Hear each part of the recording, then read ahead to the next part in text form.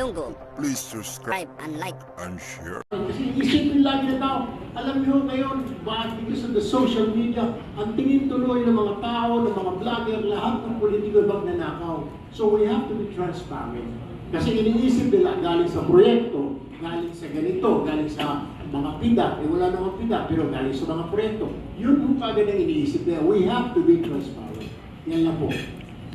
Alright, so, yan. Sa Senate, talagang ano ko dyan, nag-iimbestiga ko ng mga korupsyon. Una, pagpupo ko noong 2016, nag-iimbestiga ko na isang malakihang korupsyon sa yung issue ng road right of way na 8 billion ang halaga at na-withdraw yun ng mga sindikato. DPWS na-withdraw ng mga sindikato yung 8 billion na yun at gamit ang titulo, road right of way, dapat may daan. Eh, kaya lang hindi daan yung mga isinabit nila mga titulo. Yung mga titulo na sinabit nila, mayroon doon police station, mayroon fire station, kaya mayroon hindi naman daan. Sabi ko, nagkataon lang na doon sa aming banda, kabisado bawat sulok doon, kabisado mong lugar doon. So, alam na alam ko kung ano yung sitwasyon doon. Kaya investigahan ko and then nalaman ko, hindi lang pala dito doon sa amin sa Jensan, kundi sa marami din sa iba't ibang probinsya. So, yun, inimbestigahan kong investigahan yun. Then, sadly, na dalawa yung sa tao ko na pinatay nila dahil nagpaglaban kami. Ba't hindi kami sumusuko? Hindi namin sila urong basta na sa tama kami. Naglaban namin yung karapatan ng mga taong bayan na nagtiwala sa amin. And then, second, sa Senate, inabulis natin yung road board. Alam na natin ano yung function ng road board. At inabulis natin yun dahil ang pumapasok na pera doon, nasa mga 12 to 13 billion a year. But nagkakaroon na pupunta lang sa corruption. And yung trabaho, yung function ng road board, redundant siya sa trabaho ng DPWH. So, minabuti natin, inabulis natin. And sa support naman ng aking mga colleagues sa Senate na abolish natin, and patuloy tayong nag-iimbestiga ng mga corruption doon, dami, especially nung time ng pandemic, grabe. Ako na magsabi din yung talagang hilong-hilo ako sa mga nakikita ko, talagang, siyempre, passionate ako para ipaglaban yung mga mahirap na tao. So yun ang ano ko na kailangan talaga supuin. At yung about sa salin naman, kailangan talaga ideklara mo yung kung ano yung kayamanan mo, lahat, o pera mo sa bangko. Ako naman, open kahit magtanong kayo sa account ko, ano yan, ano yung mga ari-arian ko. Kasi dugo at pawis ang puhunan ko din. Mga ari-arian ko. Alam, kita nyo yung mga hindi lang pawis yung tumapapatay sa akin, pati mga dugo pa sa katawan, di ba? So, proud naman ako ganun, hindi nakakatulong din ako sa mga kababayan natin. So, maraming salamat.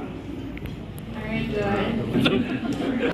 Alam nyo, nung mayor ako, tataka ko bakit mababa yung aming business. No? Pinacheck ko, yung palang carbon paper nung araw nakabaliktad. So yung carbon paper, may kopya ang munisipyo nun, nakabaliktad. Tapos kung ano lang ilalagay ng figures.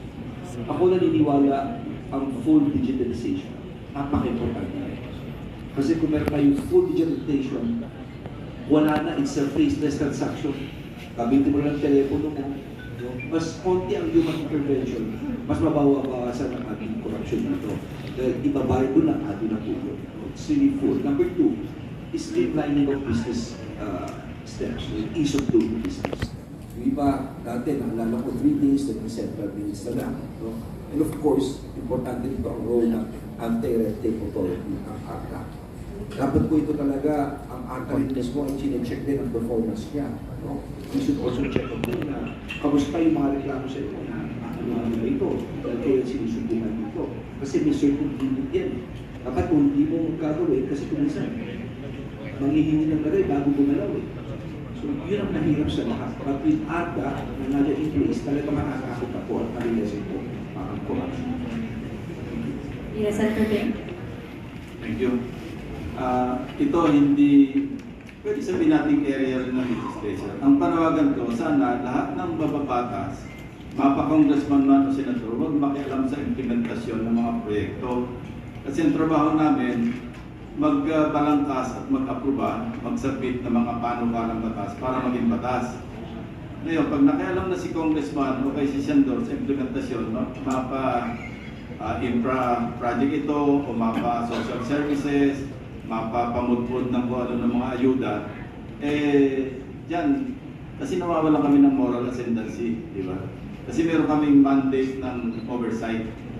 Paano kami mag-exercise ng oversight sa mga implementasyon ng mga proyekto ng executive branch kung kami mismo nakikihalo sa implementasyon ng mga proyekto na hindi naman namin trabaho.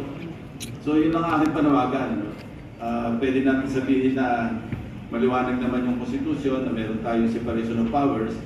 Ang sa amin lang, pagkatapos namin ma-enroll yung bill at mapirmahan ng Pangulo, tama na, ang susunod na namin trabaho, mag-oversee. O kaya i-check yung executive paano ginagastos yung budget para sa mga proyekto na inaprubahan ng Senado o ng Kongreso. So yun ang aking panawagan. Salamat. Salamat din po, Senator Ping Lacson. Do we have... Yes, I agree with our candidates na talagang yung solution is full digitalization. I think doon talaga mababawasan yung corruption. Dahil nung ako'y mayor, nakatuklas ako ng sinasabing honest mistake. Kasi yun ang pag tinanong ko, sinabi, bakit nagkaganyan honest mistake? Ang problema sa honest mistake, palaging paborable doon sa taxpayer. Wala pa akong nakitang honest mistake na naging paborable sa gobyerno. So alam na natin kung ano ibig sabihin. So talagang dapat full digitalization. Yeah, so any more response to that question before we move on? Alright, if not... Many NCR residents rely on PUVs, yet jeepney modernization remains controversial. What is your stance on the implementation of this program, and how do you plan to address the concerns of affected drivers?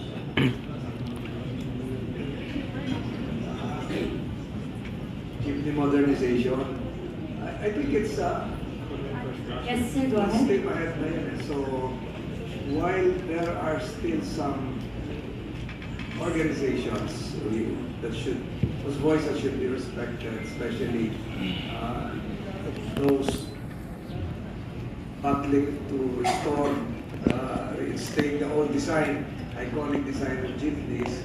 I think the Land Bank of the Philippines and the major transport groups have already reached a threshold level that it's no longer, that there is no more turning back. So the jeepney modernization as being implemented, sayang, resign lang ni Secretary Jimmy Bautista, is now full steam ahead. Pwede natin sabihin irreversible, but the voices of those still not part of the modernization should likewise be heard, and they should be accommodated. Dapat every 15 minutes lang. Ako, personally, ang gusto ko yung old design ng Sarao na galing sa Cavite. Yung mga jeep namin noon sa Malagasan, sa Cavite. Yung mga Melford sa Cainta, sa Taytay. Ngayon, iba na yung jeep. Para ng minibus. But again, yung talagang pakay nito ay malesen yung emission, mas marami maging miyembro, wag lang sigurong mahirapan yung mga drivers, lalong-lalo na sa pagbabayad. Wag lang mahirapan yung mga nagbaboundary, at lalo dapat ito po ang makinabang ay mga kooperatiba. Pero pwede naman po i-fuse yung mga boses nung hindi pumapayag at yung mga sumasang-ayon sa programa ng pamahalaan. Thank you, Senator. Tulfo. Sir, your reaction po doon sa disqualification case na final sa inyo before the COMELEC on the grounds of political dynasty and yung sa requirements po on citizenship. And then, follow-up question po to other candidates naman po, because the issue of political dynasties lagi na lang din po na napag-uusapan. And in the absence of an anti-political dynasty law, will you support it kung biglang magkaroon po ulit ng measure at kayo ay manalo? Or are you proposing an alternative measure para rin po masolusyonan na itong tanong din ng taong bayan? Thank you. Wala pa po ako natatanggap na notice sa PINA galing sa Commission on Election. Kaya mahirap ko sagutin. Nalaman ko lamang po yun sa aking barbero kahapon. Siya po yung nakabasa sa social media. Mahilig ko yun eh. Si Joey Manalang, kaya ito na ako din nabibisita diyan po sa Bayview Barbershop, diyan po sa UNLV. Siya po nagsabi na may nag-file daw na isang tatang nag-file ng kaso disqualification, kami yung magkakapatid.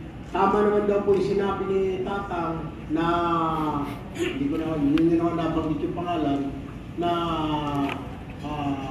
sinasite daw po yung Article 2, Section 26 ng Constitution na ang sinasabi daw po ay prohibits political dynasty.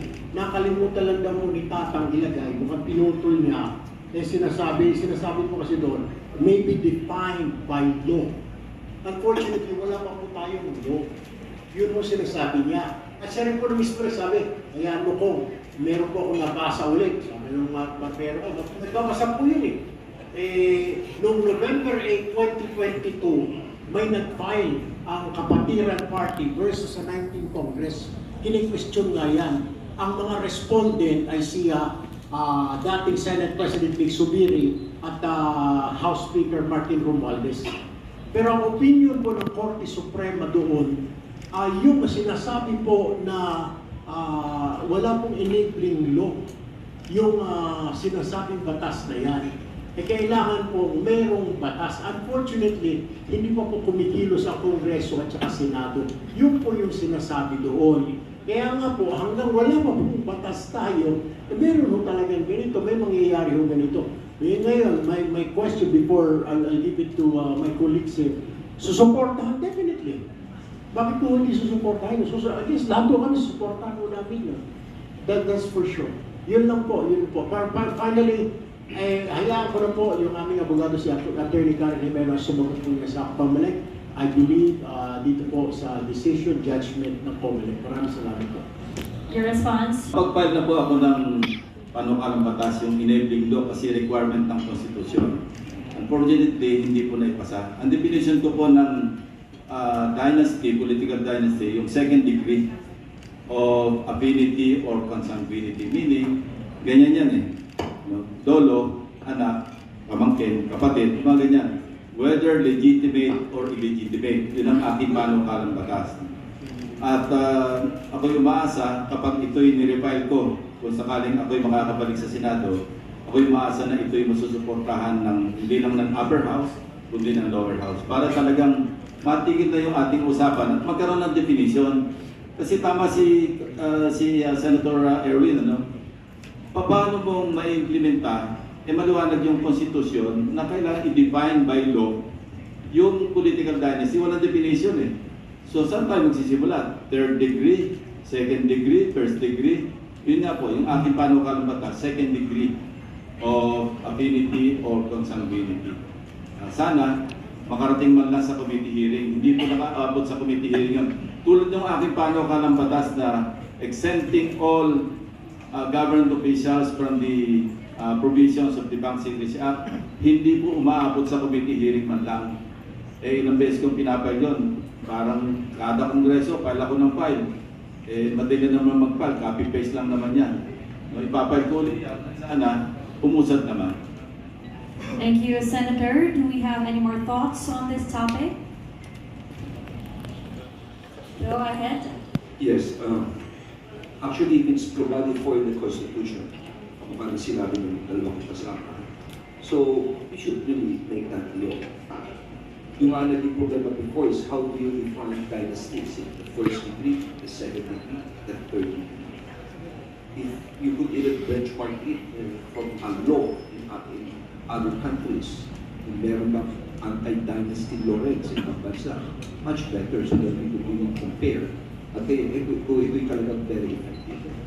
But be this at may, since this is provided for by the Constitution to have one enabling law, talagang wala akong problema. Katuloy ko natin. May-click ka muna.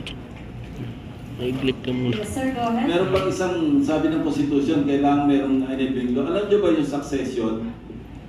Humihinto ito sa Speaker of the House. Kasi impression, kala nila tuloy-tuloy, Chief Justice, kung sino-sino. alam nyo, napanood ko yung designated survivor, nawalop yung, halimbawa, SONA, wag naman mangyari, ano? Nandun yung presidente, nandun yung vice-presidente, nandun yung Senate President, if they precise, nandun yung speaker.